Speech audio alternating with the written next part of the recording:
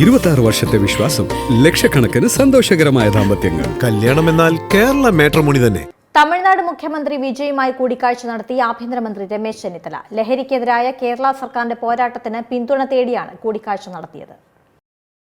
കേരളത്തിലെ ലഹരി മാഫിയയെ ഇല്ലാതാക്കാനുള്ള ഓപ്പറേഷൻ തൂഫാന് തമിഴ്നാട് മുഖ്യമന്ത്രി സി ജോസഫ് വിജയുടെ പൂർണ്ണ പിന്തുണ.